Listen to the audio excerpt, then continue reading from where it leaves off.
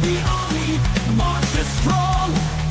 The best in soul and always sing our song. We are LP Army, rise to the sky. Dynamic is our battle cry. LP warriors will never die. Thereupon we will fly.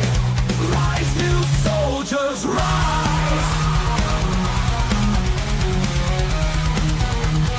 Rise, new soldiers, rise. Spot, Cupid, ask, use them all. Winning's the task, we heed the call. Bootcamp, join our ranks so tight. Listen to the Goose Gang and gain your might. We will praise and we will earn. Points to gain as tokens burn. Join the ranks of the brave and bold. Story of the LP Army told. We are LP Army, rise to the sky. Dynamic is our battle cry. LP warriors will never die. Thereupon we will fly. Rise, new soldiers, rise. Rise. Take the course and earn your role. March with us and earn some soul. Dodge the rug and join the fight. We gain together LP Army might. Make your position and join the pool. Post your wings with Alex's tool. LP Army, we fight to win. Your journey is about to begin.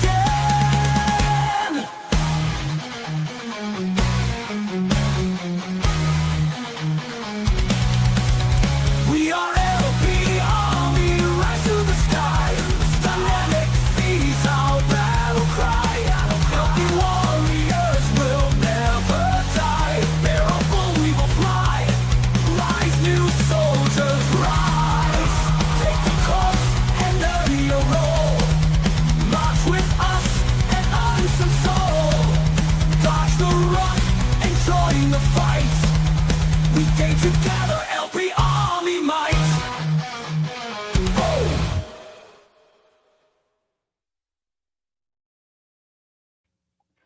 GMet. Welcome everyone to the LP Army Bootcamp Day 1. This is the 18th version of this English Bootcamp. Happy to have you all here today.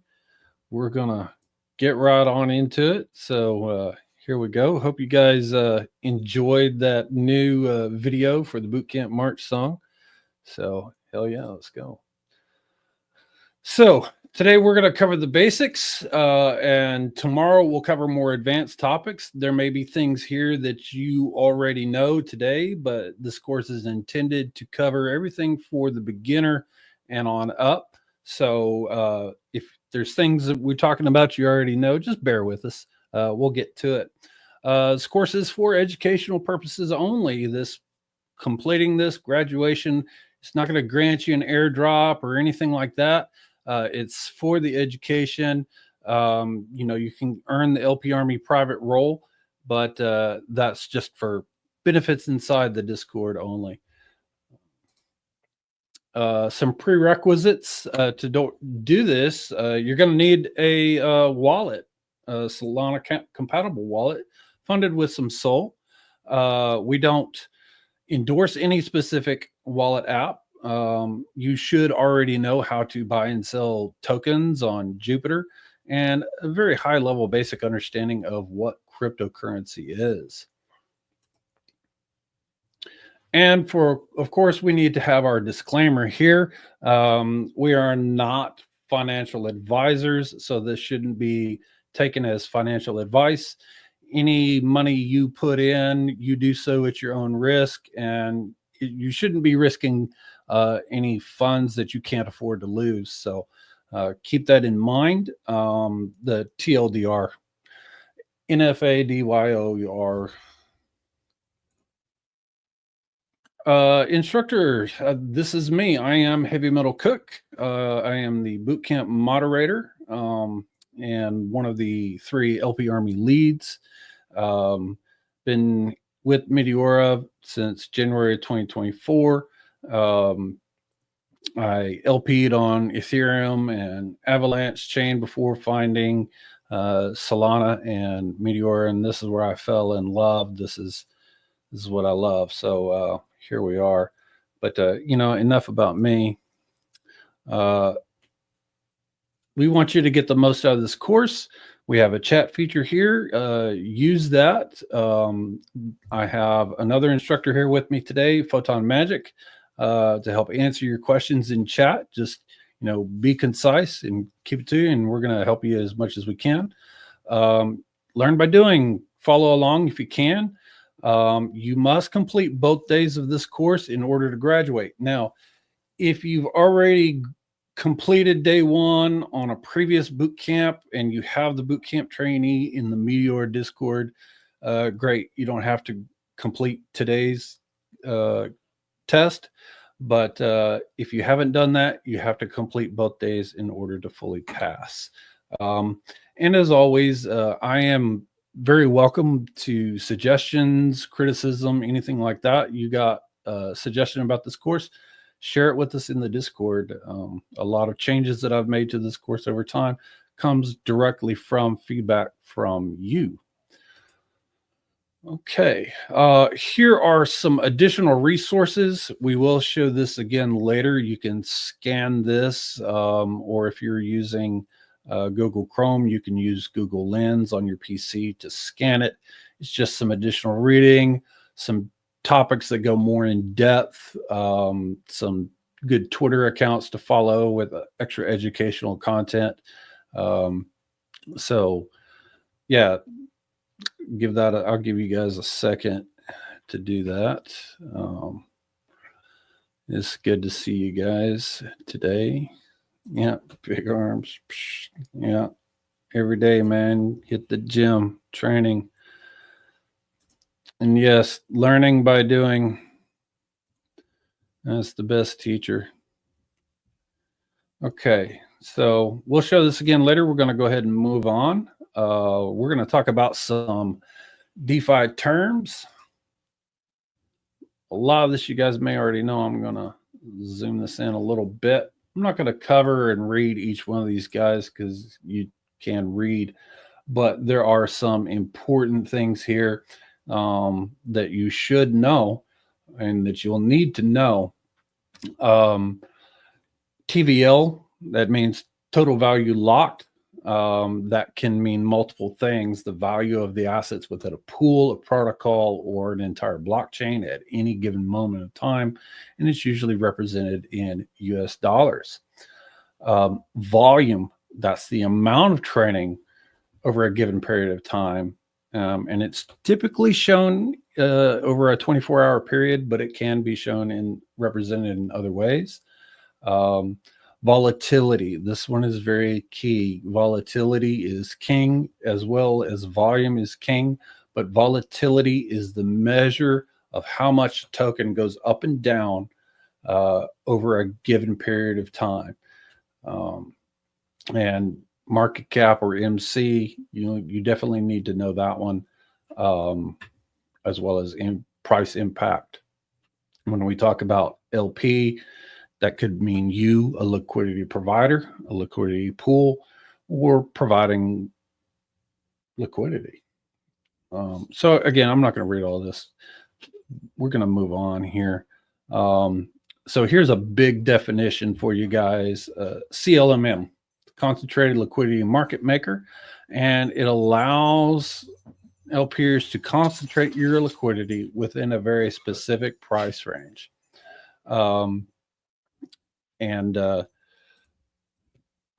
Excuse me, sorry. It helps liquidity providers earn more fees by specifying a price range in which liquidity is provided. It also helps traders because it will reduce the price impact of their trades on these liquidity pools. If you're familiar with Ethereum, Uniswap V3 was the first one to introduce that concept. Others such as Radium and Orca on Solana, they operate the CLMMs.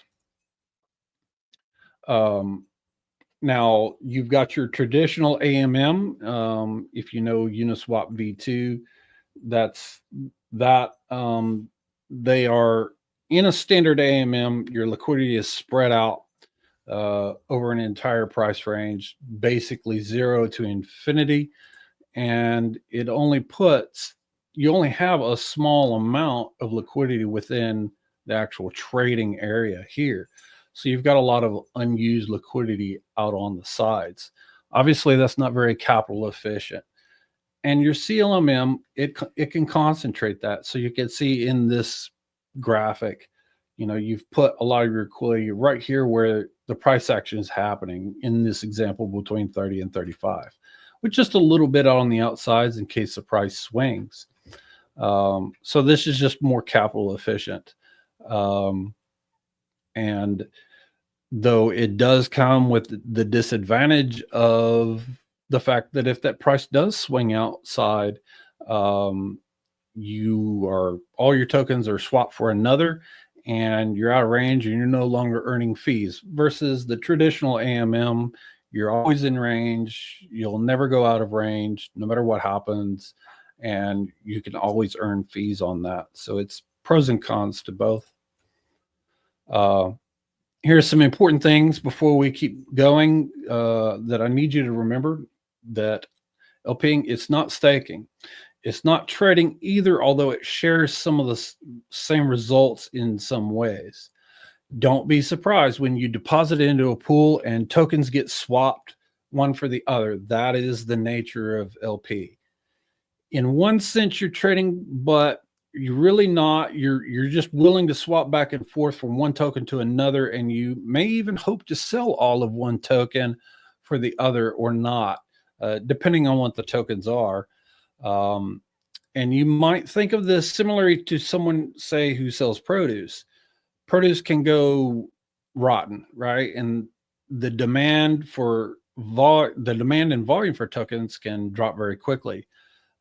Some meme coins are like that produce, and you don't want to be holding them when they go rotten. You need to learn how to manage your risk. Expect that a token will eventually run to zero. Not all do, but many will. And just if you use that general rule of thumb, it will help you learn how to manage your risk. There are definitely safer things you can LP with, or they're kind of longer term with smaller gains, but it's really, you got to kind of think about it as like going to the casino. The more you're willing to bet, or the riskier the bet, the higher the potential reward. But a safer play you can still earn. So anyway, moving on. Now we're going to do a little bit of demo. We're going to talk about vaults and farms and dynamic pools. There's 2 versions of it. We're going to cover both here for you. So let me just change screens here. And here we go. Awesome. All right. So let's see. Yep, that's showing correctly. I am going to start here. I'm on app.meteora.ag, the home right here. I'm going to start right here. I'm going to click on more, and I'm going to go to vaults. Not many people know about the vaults. And this is not a place that you probably don't need to directly deposit into here. It's not going to earn you any points, and you may be able to find better yield somewhere else on these tokens. It's only these tokens in the vaults, but these are being used by these other protocols, Save, Camino, and others.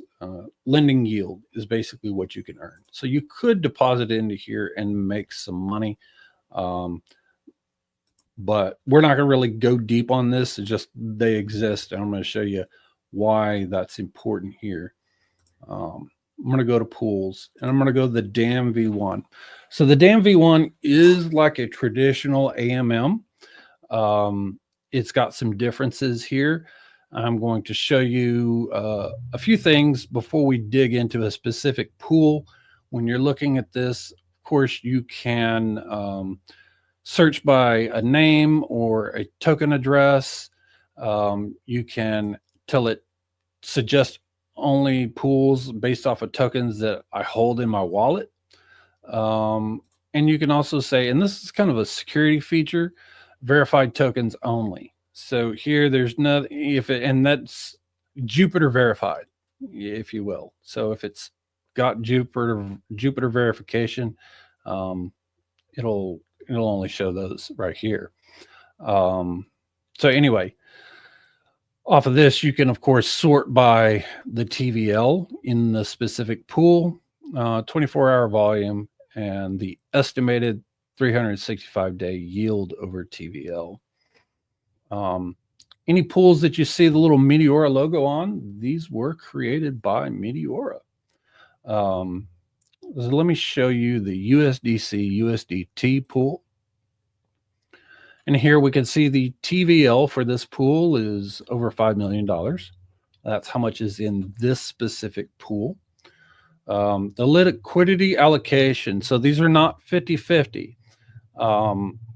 The balance of these changes with the market. This has currently got 72% USDC and 27% USDT. Here's the current pool price. And then the virtual price. Now that one is a very difficult concept to explain. We're not going to go into depth. It is in the documentation, the Bootcamp resources that we shared earlier, and that we'll share again if you want to read about that. Basically, what you need to know is that if the virtual price is above 1, that's a good thing. 24-hour volume. So this is how much volume, the dollar amount of trades that have come through this pool in the last 24 hours. Here, this is the 24-hour fees. So this is how many fees this pool has earned in the last 24 hours, and it's spread on amount against everybody who's deposited into it. Now we have the 24-hour yield. Now, this is important because in the DAMM V1, if you have tokens in here that are also tokens that are found in the vault, not money that you've deposited in the vault, but they're found in the vault, you're earning lending yield off of that. So all you have to do is deposit in here and you're going to earn fees and lending yield, which is really cool. The liquidity provider fee, this pool is set to 0.01%. That's how much you are earning off of trades that come through the pool. The protocol fee on this, in most dynamic or DAMM V1 pools, the protocol fee, which is what Meteora takes, is 20%. But on this particular pool, these old created by Meteora pools, there is no protocol fee.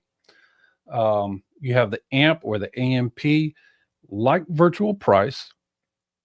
It is a very complicated topic, and we cover it in the documentation if you want to go read it. We have access to multiple pool charts if you want to look whatever chart you prefer. Here you have options. Depositing into the DAMM V1, and we will do demo on this. You have two options: balance deposit or a non-balance deposit. And we uncheck balance deposit, and it'll tell you that it recommends it, because what's going to happen is if you deposit unbalanced, the pool is going to automatically swap tokens to match the ratio. So for example, if I was to put in just USDC, you can see that it's going to convert. Say I've got $35 here, it's going to turn it into $29 of USDC and $14 USDT, I believe. Let's see. Let's find out. Let's deposit one-sided and see what it does.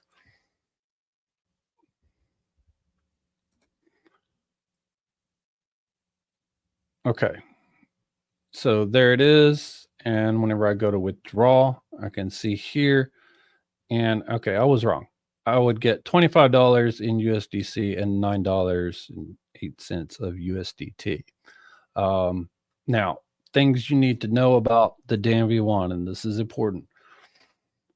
Any fees or lending yield that you earn on your deposit are automatically compounded back within the pool. So you cannot claim these fees separately.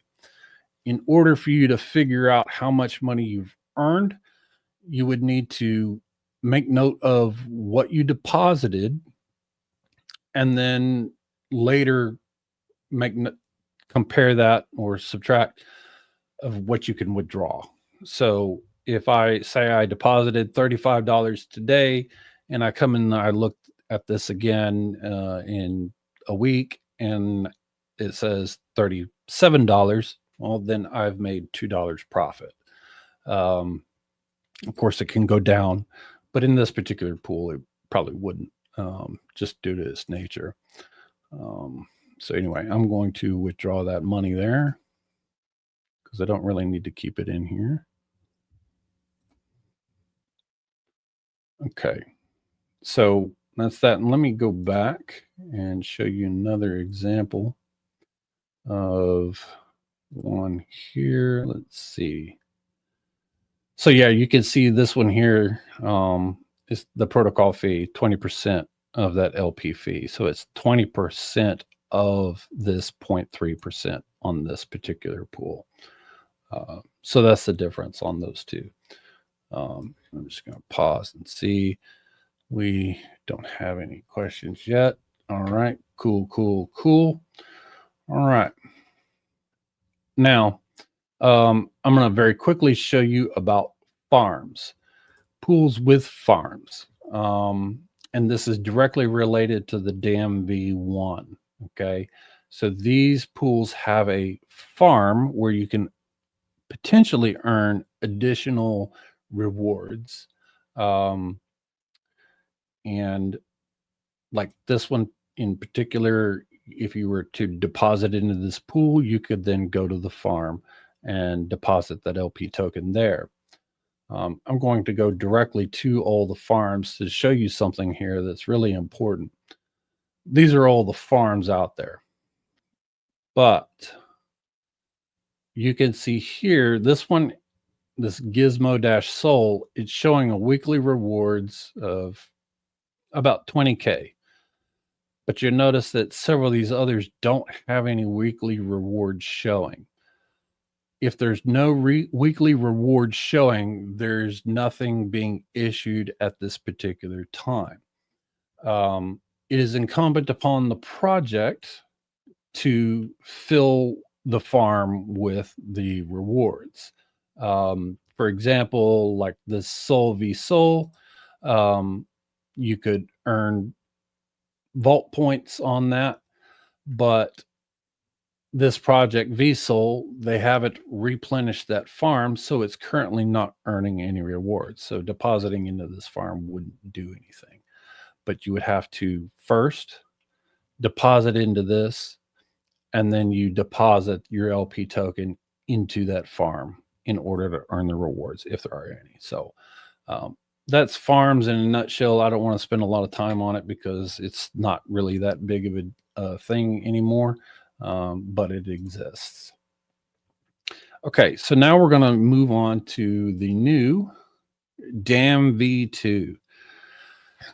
So this is still an AMM, but it's got some big differences between this and DAMM V1. And some people earn really amazing wins off of this, but there's multiple types here, and I'm going to show you some of them. I'm going to start with the USDC Sol pool here. Now, if you remember that I said that these are AMMs, so liquidity is spread across 0 to infinity. Well, there are exceptions here, and you can see that here, these two pools actually have a price range. So in this one, all the liquidity is between $50 and $500, and this one is $70 and $440. We'll go into the one that has the most here. So again, TVL, we'll see our ratio of tokens here. the current pool price, the 24-hour volume, the 24-hour fee, the base fee. This particular pool does not have any dynamic fees on this. That is one of the features of the DAMM V2. Either you can configure them to have a dynamic fee or not have a dynamic fee. The liquidity provider fee, protocol fee, and fee collection token. Now, why is that important? Well, it's possible for the DAMM V2 that you can collect only in the quote token. And let's see if I could find an example of that. Here we go. So this particular pool, we can see that your fees, you're only getting SOL. So that's really cool. It's not doing an auto swap. I really don't know the mechanism behind it, but you're getting your fees only in SOL, and that's, really cool. And this also has something called the fee scheduler. Whenever this is first created, it's going to start out at 50%. And this one is a linear one. So you see a straight line, and over time, and it's giving you the time amounts. Over time, that fee comes down. The idea here is, say this is a fresh meme, a token just launched. You've got snipers hitting that thing hard. Well, snipers are going to have to pay. And you're going to reap the benefits of that. They're going to pay to snipe. So you can make some fat fees if the trades are routed through the pool. You can also, if you experience something called MEV or a sandwich attack, you can make insane fees off of that. The other option is an exponential, which it kind of comes down in a curve here. So it lowers that fee at a faster rate than linear does.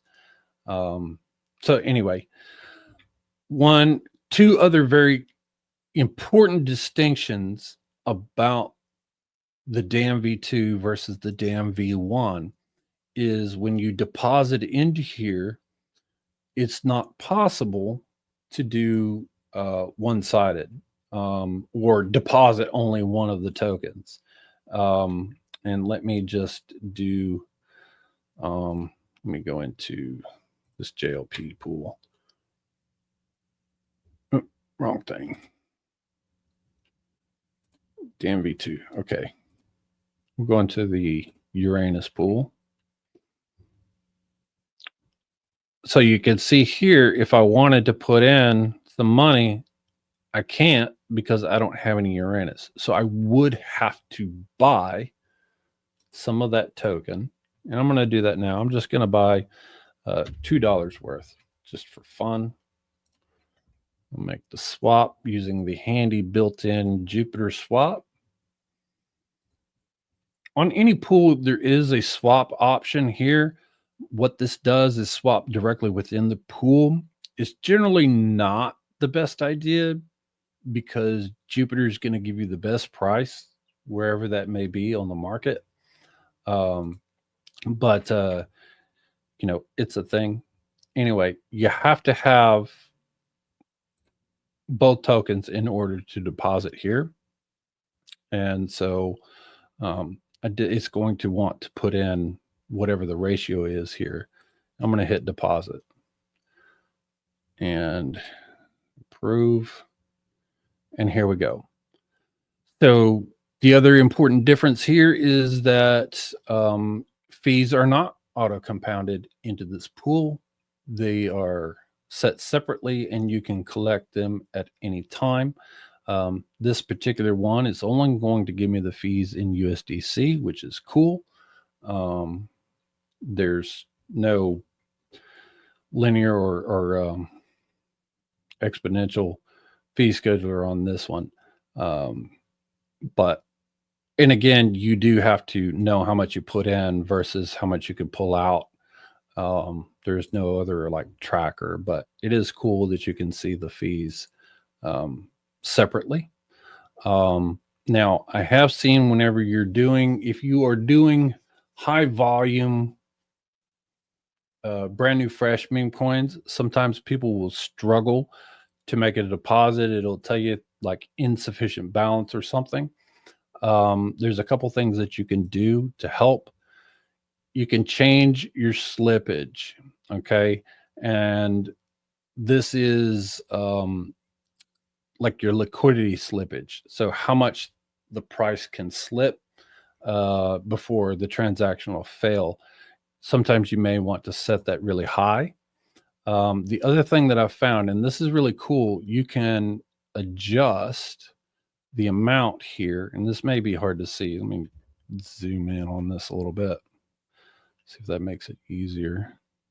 So here you can change this number to some percentage, and it can be whatever number you want, right? Let's say 99%.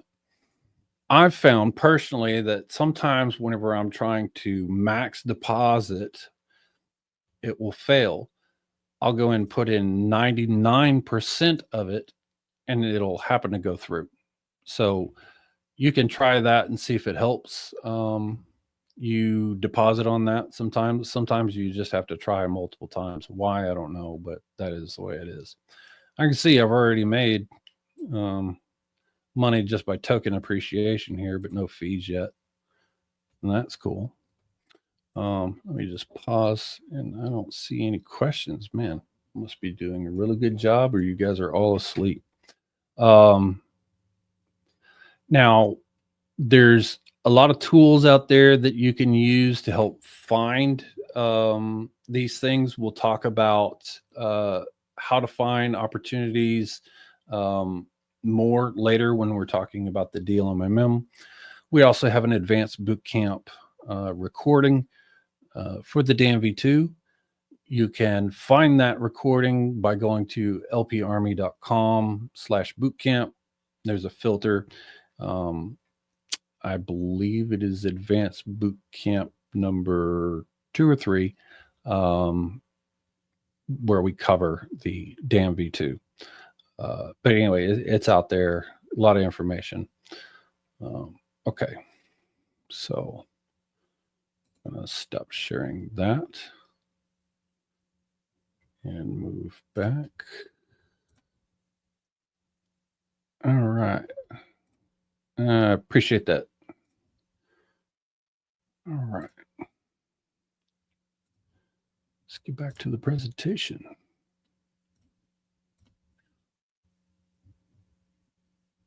There we go.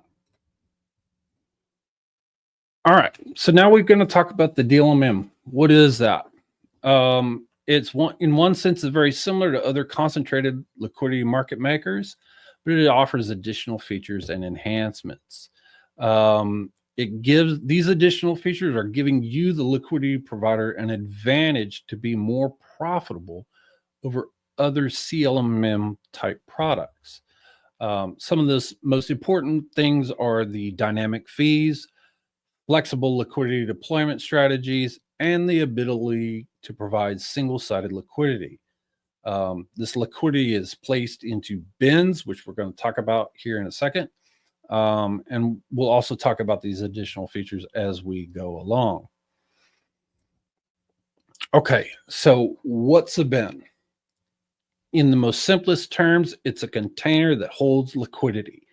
It can contain an infinite amount of any 1 or 2 tokens or none at all. But only one bin can be active at a time, and only the active bin can have both assets. So see, like this here, we've got this token, all these bins over here, only that one token, and same on the other side. This is the active bin. It's the only one that can have a mix of both. Here's a real example here. You can see a WBTC and a CBBTC pool. These particular bins, this active one has only got that. These bins are set at very specific price ranges, and the bin itself, like, it can't change from that price. They don't move, and they remain there. So when you place liquidity into a bin, you don't own that bin. You're very likely sharing that bin with all the other liquidity providers who have placed their liquidity into the same price range.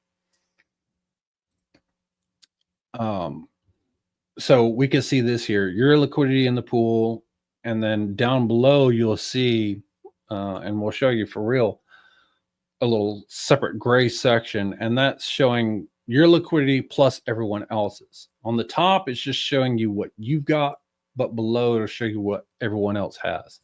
And when you hover over those individual bars, it'll show you percentages, how much is actually in the bin, and then how much of that is yours. So yeah. Okay. All right. So now we talk about bin step, and this is where people get hung up too. It's the difference in price between two consecutive bins. Okay. So this is a one bin step pool example. And the bin step is defined by basis points. Okay. So a one bin step is 1 basis point. That's 0.0001. Okay. Calculating the next, it's very simple math here. You take the current price, and then you take the basis point, so that 0.001. You have to add a 1 in front of it. So we do that multiplication, and then we get to the next bin higher. If you want to calculate down, you just use divide here instead. But that's how that works. Okay, here's a real example of a 50 bin step pool. So you can see here the price of SOL per IO in this bin is this 0.1231. We multiply it by the basis points, 1.005, and then you get the next bin price. So hopefully all that is very clear. So here is a great question. Are bins the equivalent of tick in Uniswap V3? Basically, yes. That is accurate. One of the cool things about bins, however, is that there's zero slippage. Okay. So what that means is that any trades that happen within that bin, there's no slippage. Okay. And that's good for the trader, which makes the swap more attractive to the pool.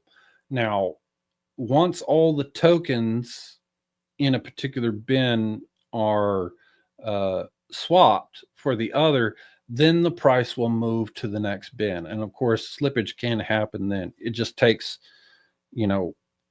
all that liquidity to get used up before it'll go to the next one, if that makes sense. The bigger the bin step, the more difference in price change there has to be in order for it to move to the next bin. So yeah, I hope that answered your question well enough. Okay. So again, the basis points, you can kind of see the pattern here to get an understanding. This is an important thing. Please remember this. And here's where it's important, right? So you can see a large bin step is covering a larger price range. This example here, we've got a price range of 169 to 169.25. This large bin step, it only required 2 bins to cover that price range. Okay. And here they've put in $200. A smaller bin step will split that up into, say, 8. Now, what that means is that you can get more movement in between these. And I'll show you why this is important in a minute. But moving from one bin to the next can trigger something called dynamic fees. So a smaller bin step can perform better in many ways. There's reasons to use both, but that's kind of what that is, and that's how it works. Okay. Here's just a few examples of bins, bin steps, like your 0.1 base fee pools, they have these bin steps, and so on and so forth. 1% can only have these bin steps. You'll notice that the larger the base fee, generally speaking, the larger the base fees are. Now, Meteor has recently made some changes that are allowing your smaller bin steps to have a higher fee, such as the 20 bin step pools can now use 2% and even 1%. But basically, the smaller the base fee, usually speaking, the smaller the bin steps, more liquidity is concentrated into a smaller price range. The larger base fee, larger bin steps, you can cover a larger price range with a larger bin step. So I hope all that makes sense. There's more breakdown of bins and bin steps information in those bootcamp resources that we shared with you guys earlier, and we'll show it to you guys again. Okay, so lower bin step means these price points are closer together. It allows more frequent trades because the price can move more smoothly and continuously through the bins. Let's see, this question here. Are they hard-coded bin steps, or is an algo related to the base fee?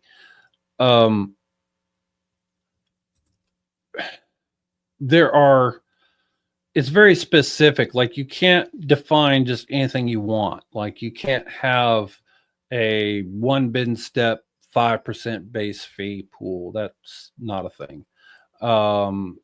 There are definitions, so you're set. These are your choices whenever pools are being created, which we're not going to cover pool creation.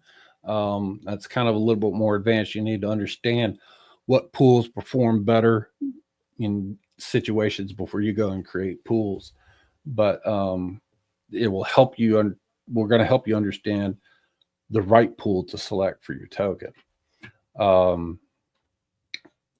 So yeah. Okay.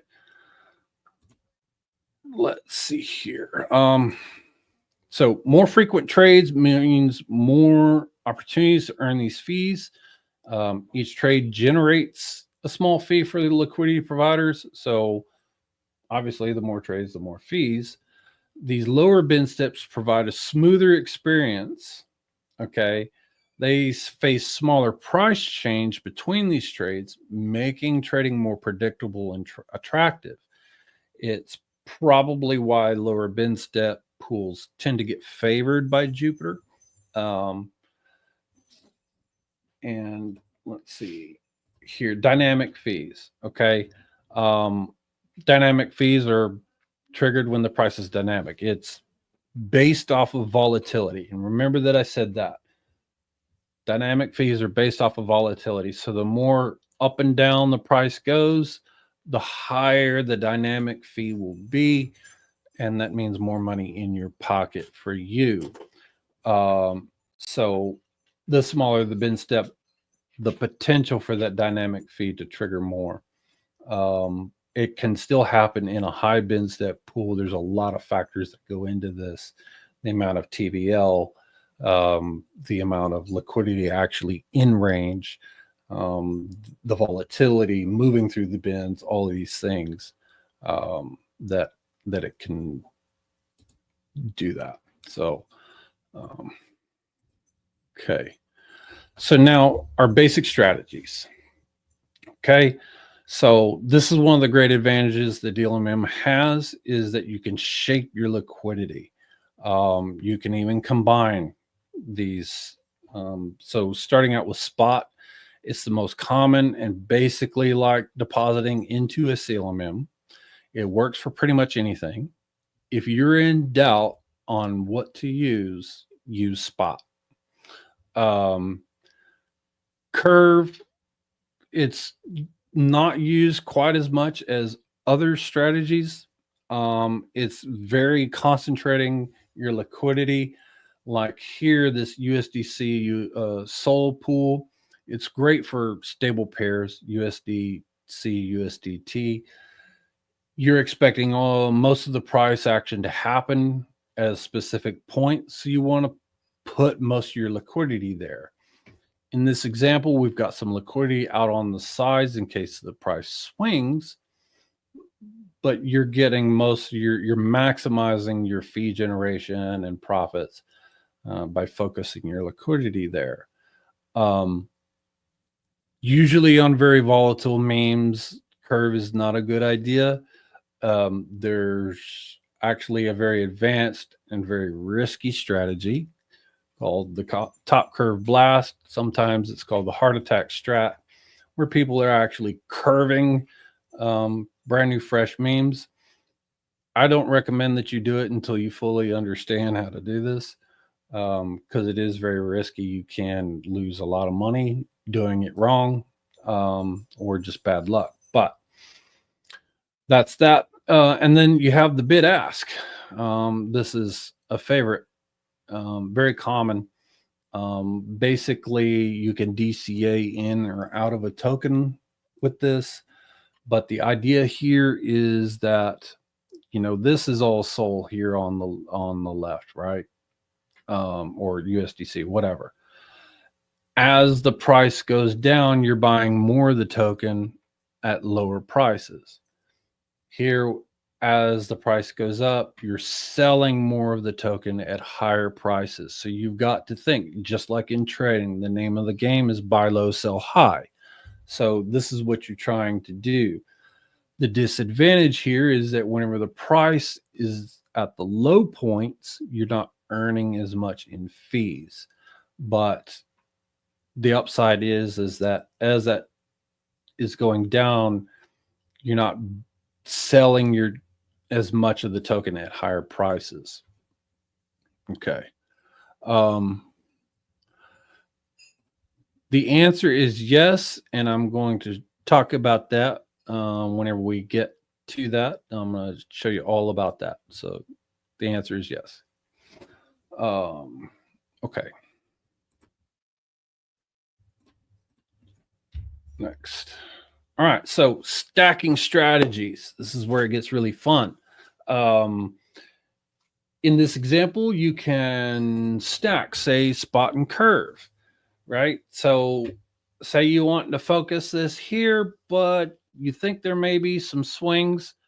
And whenever it's out here on the outside, remember I said you're not earning as much. So you can lay down a base layer of spot so that whenever that price is swinging, you're still generating some fees. And same with the spot bid ask. You've got a base layer so that whenever the price is in the valley, you're still earning a little bit of fees. It's not common to stack curve and bid ask, because basically it kind of just levels it back out into a spot, but it looks really weird. It's usually just not done. But yeah, you can combine strategies. I did a whole thing about DLMM art. You can make some funky shapes with all of this, but okay. So now we bring this up because sometimes people get confused on this. You have a pool and you have positions. Pool, 2 tokens, a specific bin step and base fee, and it contains all liquidity deposited into that pool by all the wallets, right? Pools can't be closed or destroyed once created. They exist on the blockchain forever. Your position is your liquidity deposited into the pool, and it only exists whenever you make that deposit. It ceased to exist on the blockchain when you close that position, and you can have multiple positions in the pool, as many as you want in any particular one. So just remember that key point here. Okay, I'm going to pause just for a second. I got to close my door because the family is up and making noise. Hang on just a second.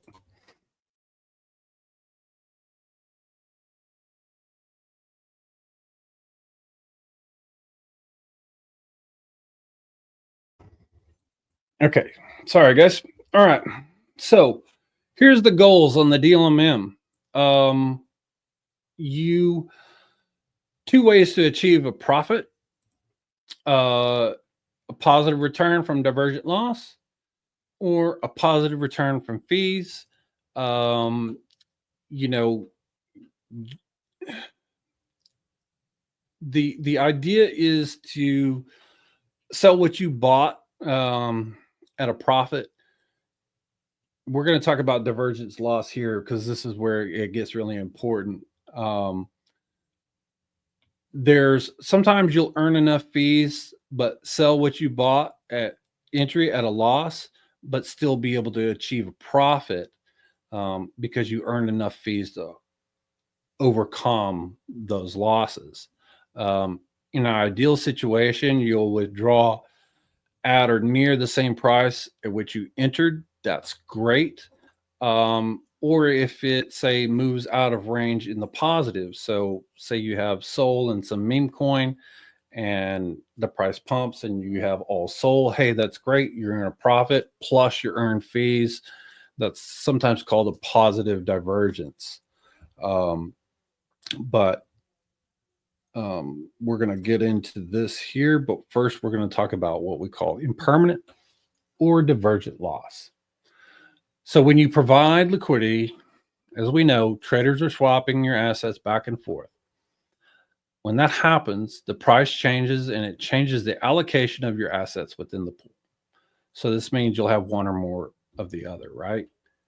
Well, frequently you'll hear this called impermanent loss. It's more accurately called divergent loss. And that happens when the relative price of your deposited assets changes compared to when first deposited. This is the nature of liquidity providing. It's guaranteed to happen. The first swap that hits your liquidity, you are now in divergent loss, whether it's up or down. The bigger the change, the more you experience that, but it doesn't necessarily mean that you've lost a lot of value here. And assets that remain relatively stable with small price fluctuations are less subject to this, but it still exists, such as USDC, USDT. They are worth about $1, right? It's a very tight price range. So people don't really get too concerned about divergent or impermanent loss with those. It's very minor, so people don't really worry about that. So that's why they're significantly less risky when it comes to that. But again, that sounds very scary to people, impermanent loss, divergent loss. It's guaranteed to happen. You just have to learn how to accept that this is how it works. And the goal here is to generate enough fees to overcome those losses and then be in profit. And so if you close out and you've got more than what you started with, you win. And here's a very simple breakdown of what that talk looks like. So here I opened a position in a pool at a very specific price point, SOL Uranus, right? So we started right here. This is the entry point. And then people sold some Uranus, so the price went down, it moved here, and now we have a divergence from the entry price, right? So that's negative divergent loss. Okay. Now, obviously, if I've earned enough in fees to cover that, then great, I still win. I may be hoping for it to move back up. If it's moved forward of this, then you're in profit and you've won, right? Impermanent loss becomes permanent when you withdraw your position. So keep that in mind whenever you're deciding what to do, especially if you've gone out of range. Keep that in mind, that you're locking that in. Did you make enough fees? Or, we'll talk about more what to do when you're in that situation. But we're going to move on to the positive return from fees. So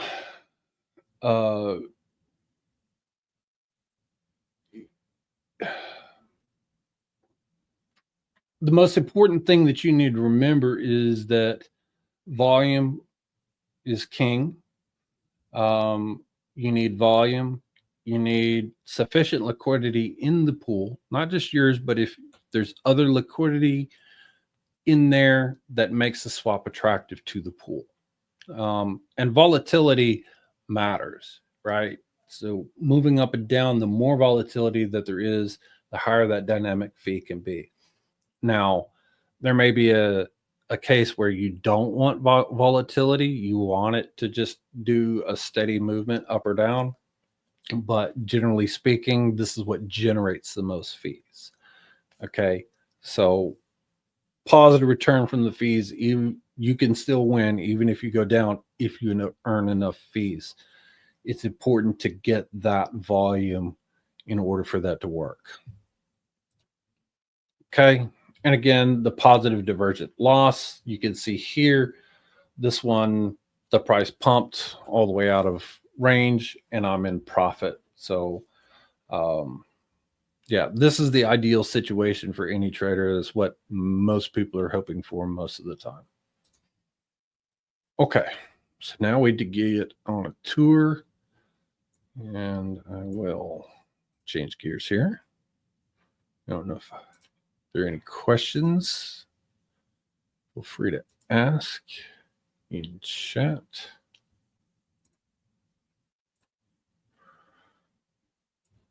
Okay, looks good. So now we're going to get to the star, the DLMM. Like we said before, you can search for a token. I'm going to go here. I'm going to collect the contract address or the CA. I want to paste that directly into here and I will find it. Now this is really cool.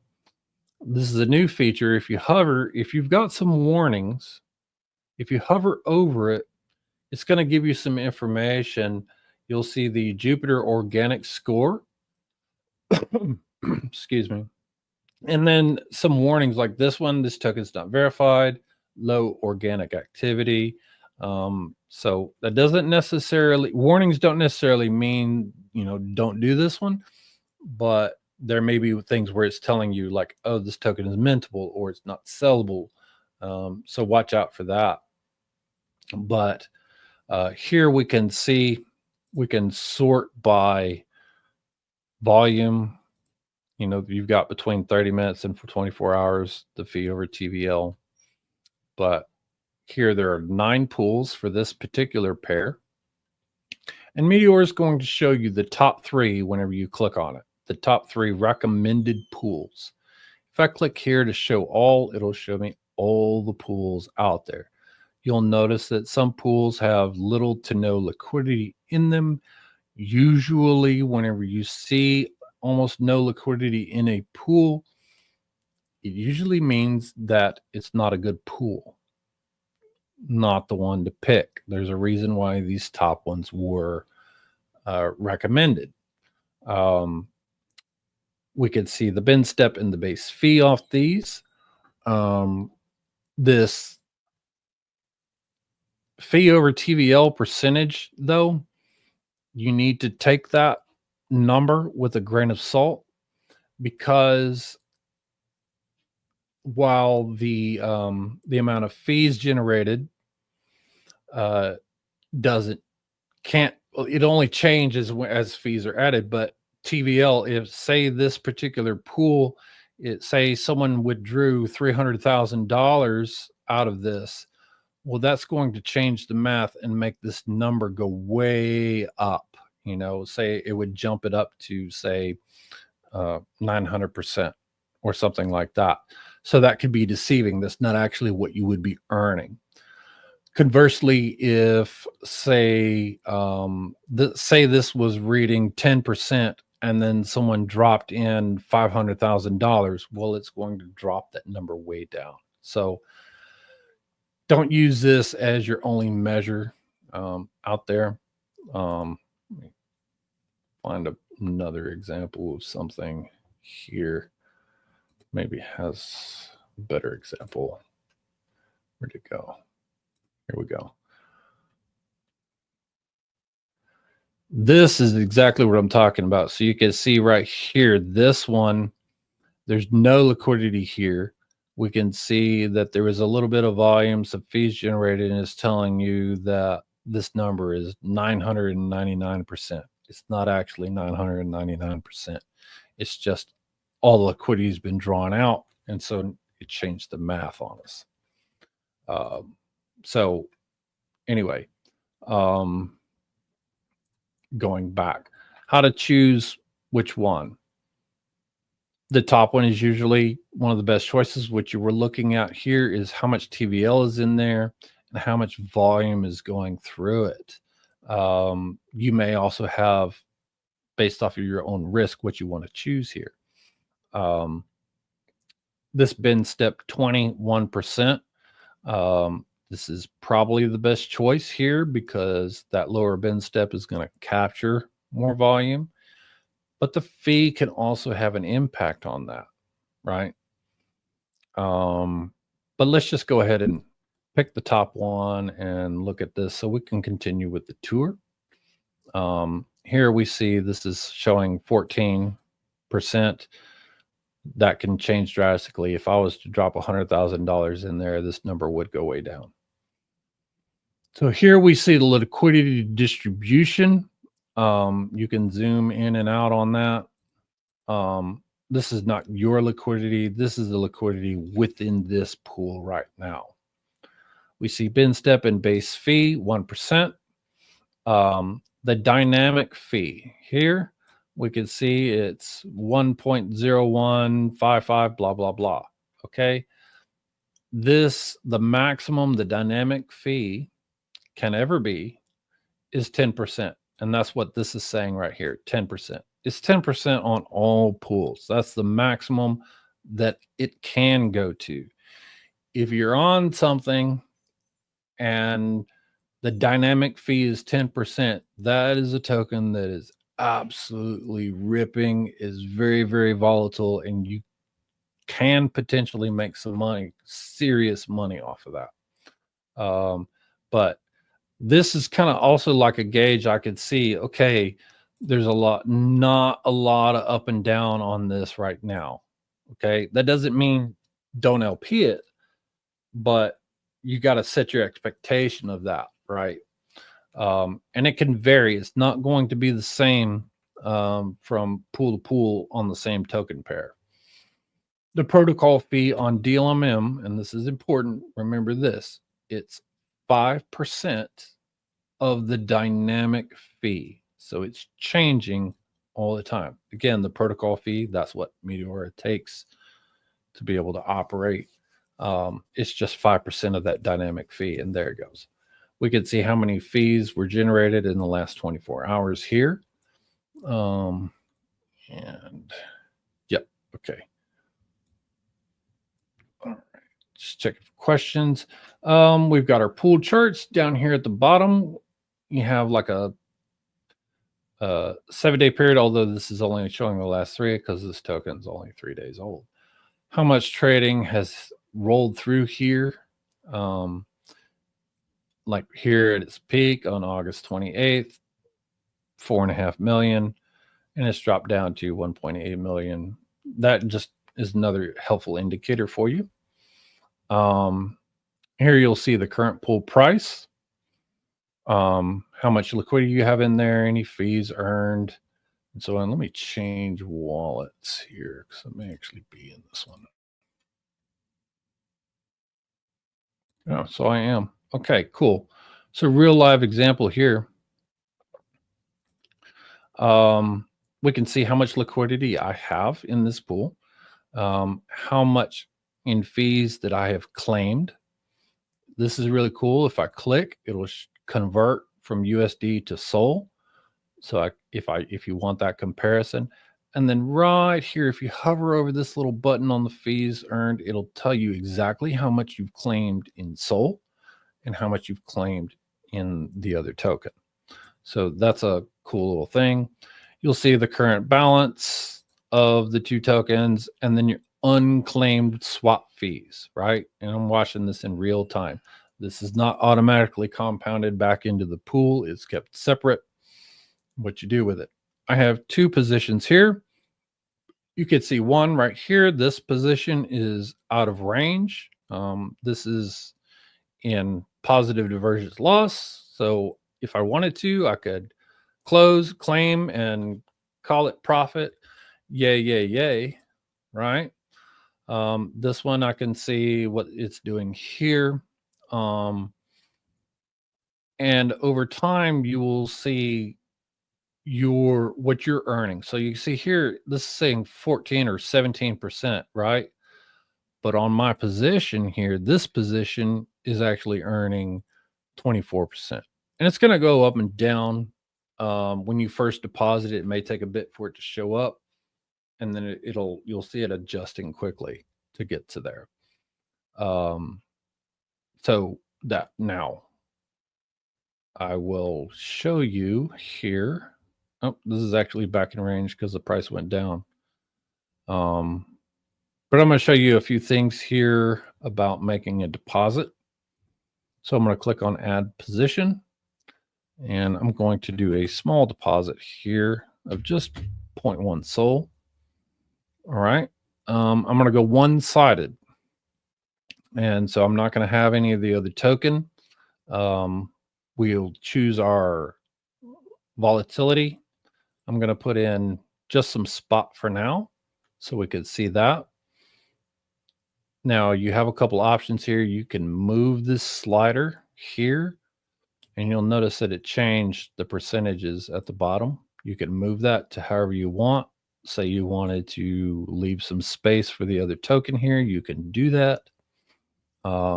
If you hit reset price, it'll move it straight to the middle.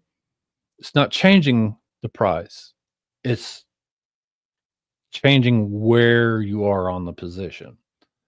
The default number of bins in any one position is 69. There is a maximum of 1,400 bins for any one position. And this is kind of a new feature that the team has come up with. But you will see 69 by default. To change that, we can go in here and we can set our minimum price or the percentage. I like to mess with the percentage and not the price. Let's say I want to go down by 45% and then leave 15% on the upside, and you will see that it automatically adjusted and selected the number of bins for me. So in this particular case, it's 374.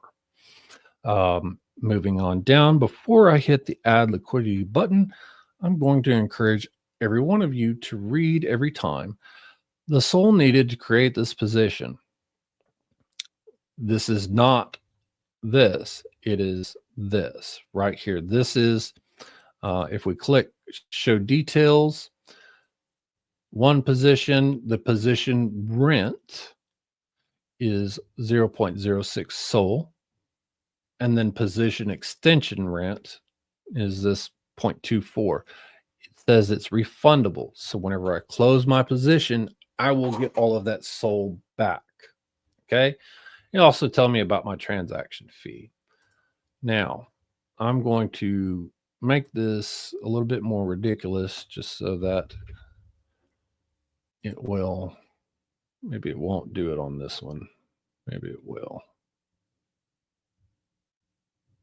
And it's not going to.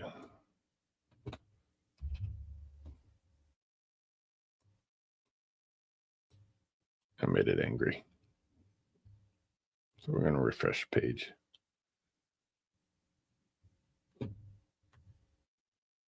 I think actually what I'm going to do for the demonstration is pick a different pool. I'll click here on Cope SOL to take me back to just show me that pair. I'm going to find this one, this 80 bin step, 5% base fee. This one has no liquidity, and you'll notice that the pool's not synced with the current price. Jupiter shows the price being this, and this current pool price is this. So it's out of sync. So if I was to simply deposit in here, I could lose money due to arbitration. When there's no liquidity between the current pool price and the Jupiter price, you'll have a sync button. If there is some liquidity in there, this won't show up. But I'm just going to do a sync on this. Okay, so now the pool is synced. I'm going to go add liquidity. Let's see if it will let me do one. Okay. All right, cool. That did it. So you can see here, I'm going to break this down. I can see there's a non-refundable fee here. What is that? When there's a non-refundable fee, you are creating bin arrays. Okay. Bin arrays, it's like generating the actual bins within the pool on the blockchain itself. Okay. And since neither pools or bins can be destroyed, that rent is not recoverable. So you're paying for bins if you do that, and they are 0.07 SOL per bin array. Okay. So please pay attention to that.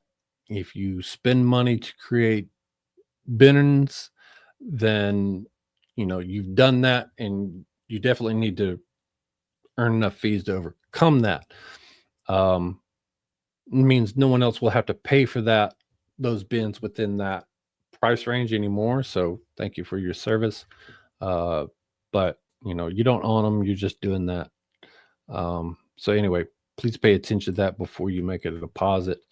All right, I'm going to go back to where I was, because I don't actually want to deposit in that pool because it's not a good pool. I'm just going to put in 0.1, and I want to adjust down. Say I want to go 35% below, and just for giggles, I'm just going to leave it like that. Okay, everything is refundable. I hit add liquidity,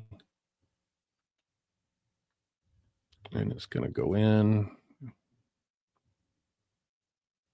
Okay, so there we are. I've created a position.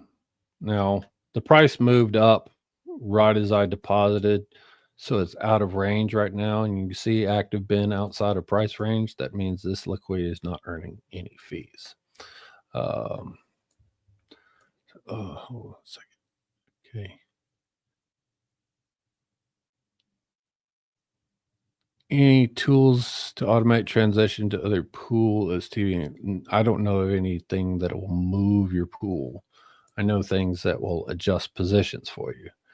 So anyway, this one-sided. Now I want to withdraw, and I'm actually going to withdraw this one here. Use this one as my example for withdrawal. When we go to withdraw, you have multiple options. If I just want to close the position as is, pull everything out, claim all the fees, everything all at once, I hit the withdraw and close button, and we're done. You could, if you wanted to, choose, say, only give me 50% or some custom number that you set. You can choose that if you want.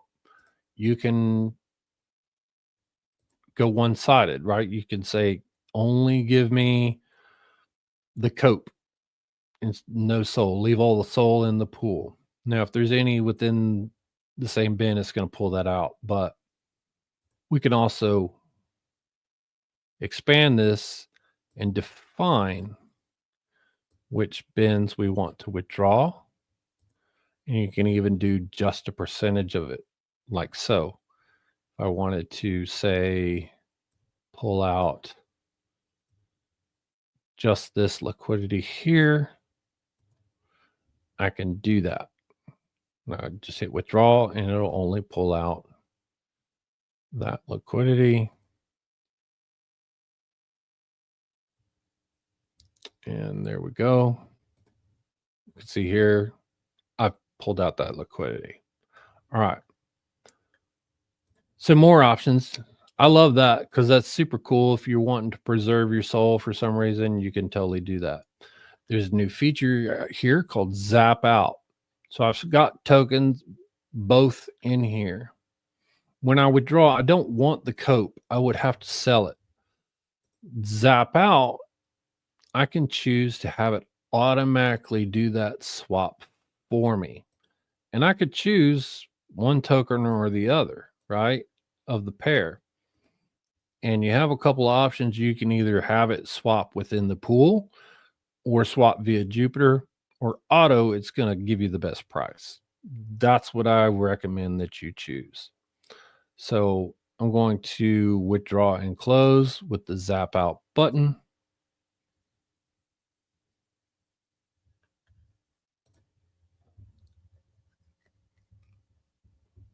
And there we go.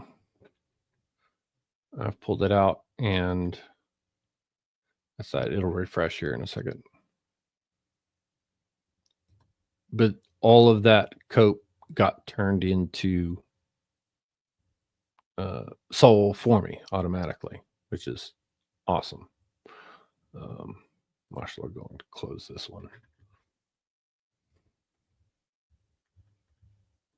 Okay. Stacking strategies. We'll cover that really fast. So I'm going to create a new position. Just basic spot here.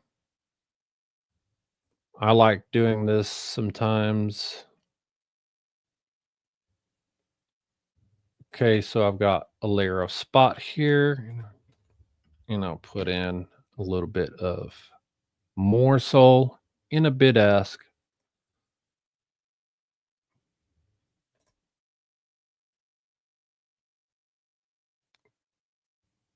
And there we go.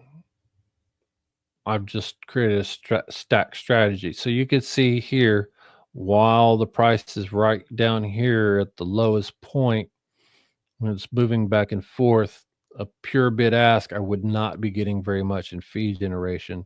So by adding that layer of spot, I'm getting a little bit more in fees while still taking advantage of the bid ask. Okay.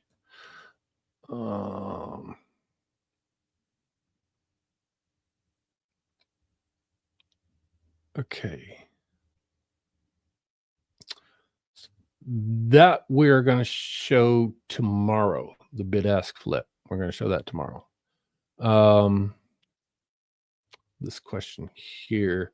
I have a question just tuning in. Let's say I'm bullish, but I think the coin is going to run now. Can I keep LP but also maintain a good token position? I'm not really sure what you're trying to ask, so maybe clarify that one. I'm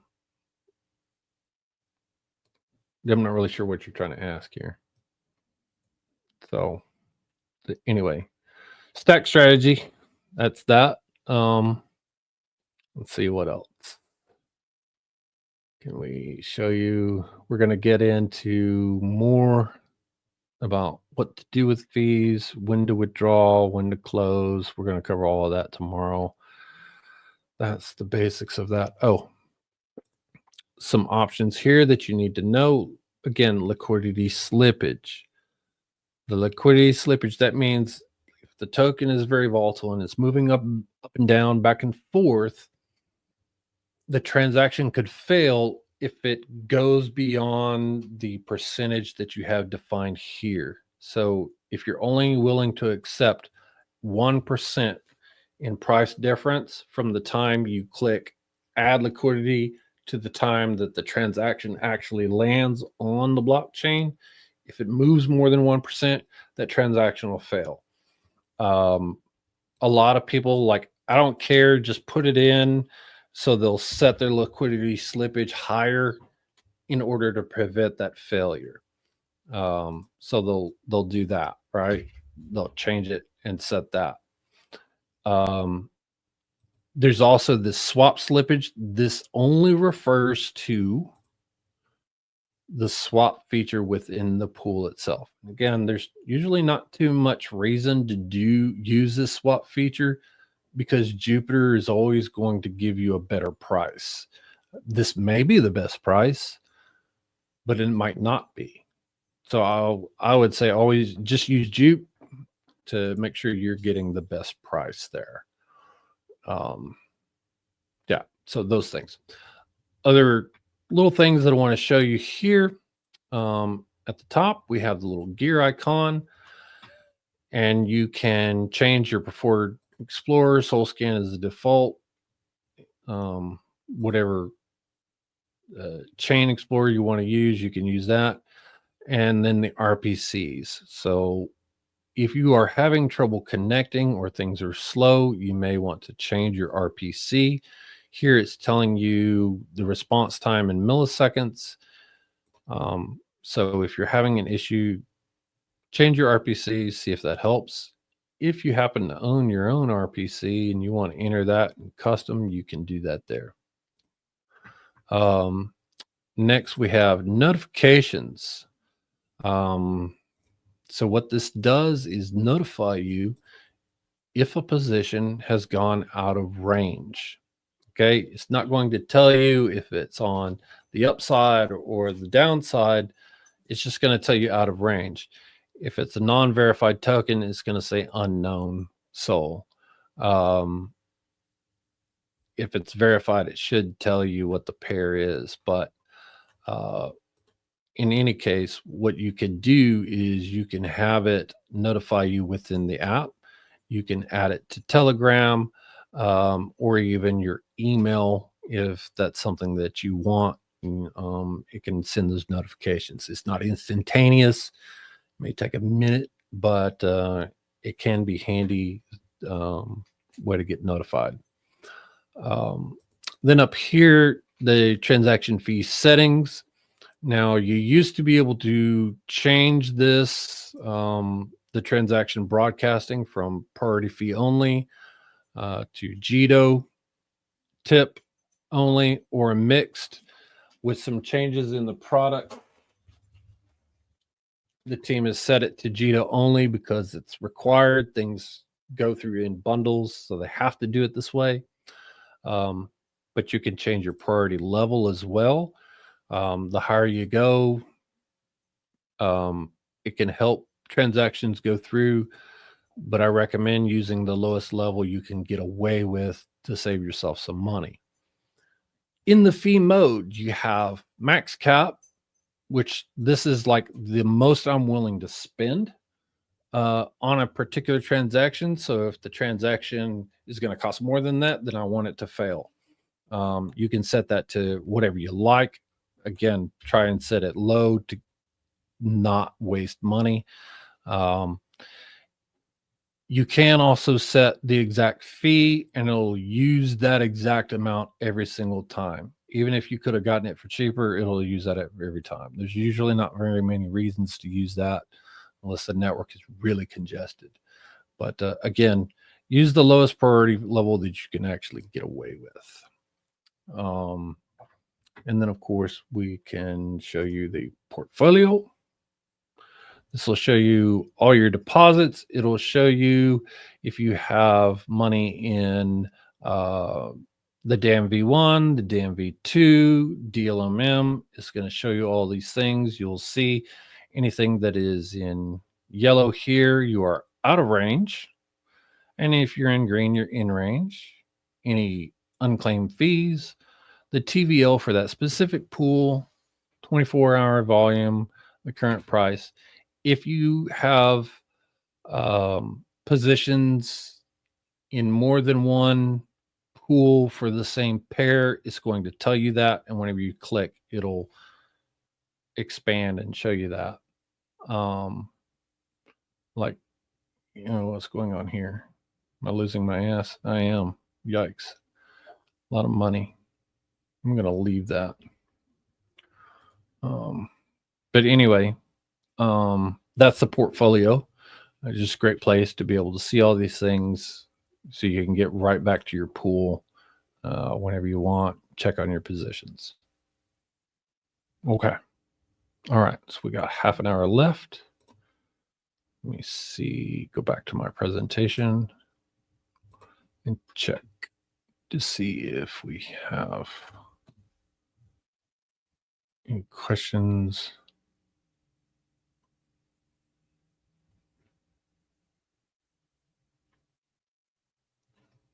Let's see. Maintain a position in the token to capture the upside potential while it's max. I mean, to do that, I think what you would have to do is like if you're hoping like, okay, maybe this thing will moon and you want to sell at that, you would have to hold that separate outside of the LP. Otherwise, I mean, the token could all get sold for SOL within your position itself. I think that's what you're asking. The fastest way to set your range is to use the percentages. That's what I do. I don't go with the price. I go in there and I'll set the percentage that I want. So yeah. Okay. All right. Let me go back to the presentation, see what's next.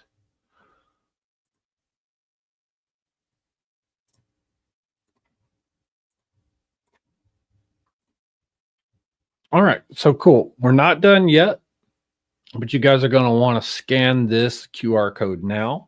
This is the day one test. You must get at least 3 out of the 5 questions on this test correct in order to pass. This form will be open for 1 week. After the end of tomorrow's live session, the form will close at 3 p.m. UTC on September the 7th. And then I need time to process the form. I ask for you to give me a week. I'm usually faster than that, but roles won't be issued until that's done. Again, you must have this bootcamp trainee role in order to fully graduate the course. So you can, in theory, pass day 2, but if you don't pass day 1, then you will not graduate. And then, so there's 2 roles we're going to clarify here, LP Army Private and LP Army. So the LP Army Private is the role for graduating the bootcamp. It doesn't give you any allocation or points or anything like that.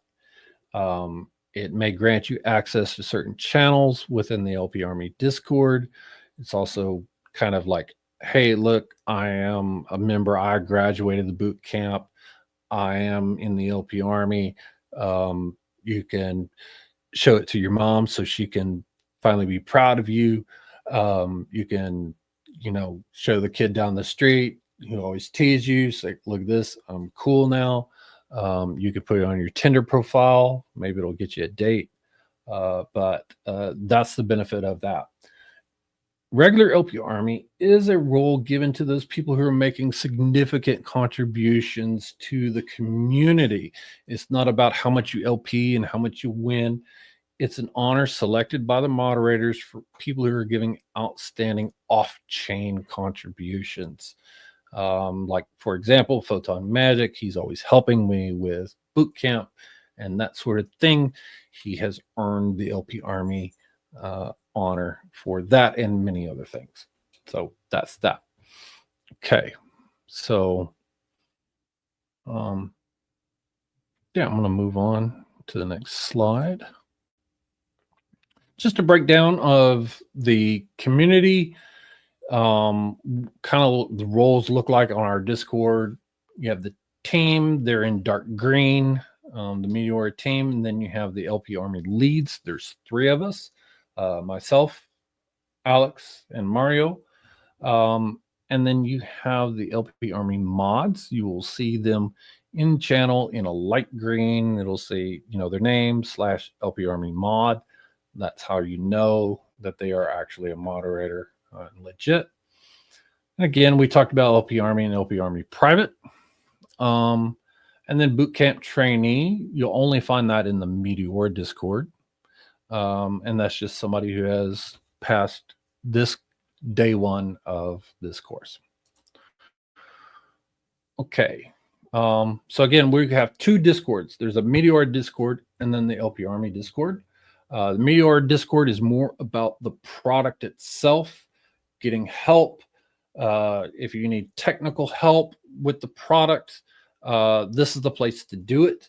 There's feedback channels where you can, tell the team about, hey, could we implement this? Or here's a bug that I've run into, things like that. There's also some language channels that you like, say you only speak French. There's a French community in there that you can communicate with to get help. So yeah, the Meteora Discord. Then the LP Army Discord, this is where the party is happening. This is where you're going to find the degens, sharing strategies, sharing tokens like, hey, here's a runner. This is something cool that's going on. There's a lot of information, a lot of tools, a lot of great stuff. If you're not in the LP Army Discord, you need to get in there or reevaluate your life. There's the general chat, the DLMM signals, there's bots with token data. There's a lot of stuff in here. The degen chats is the place to be.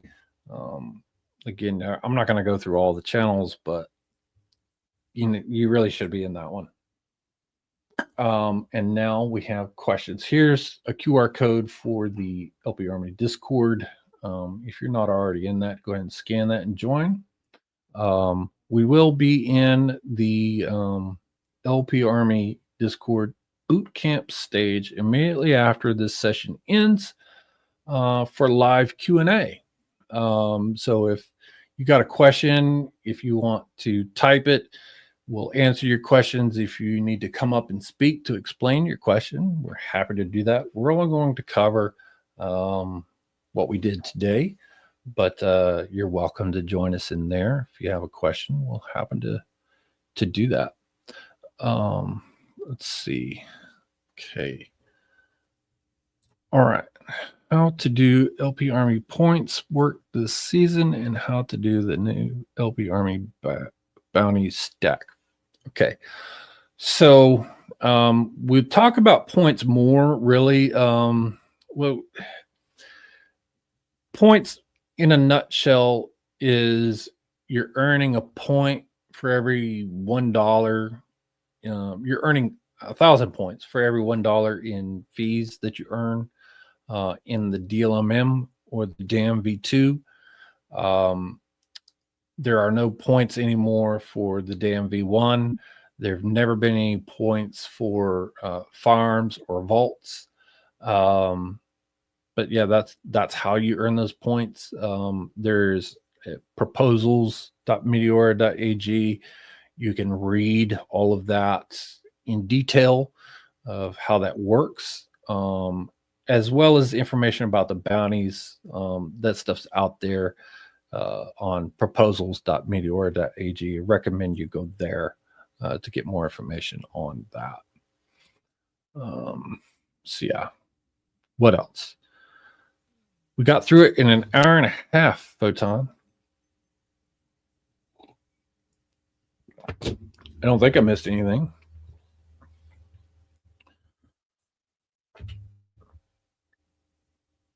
Here's those bootcamp resources again if you need them. We'll give it a few more minutes in case there's any questions. Let's see, there's over 2,200 people watching right now. I appreciate all of you tuning in.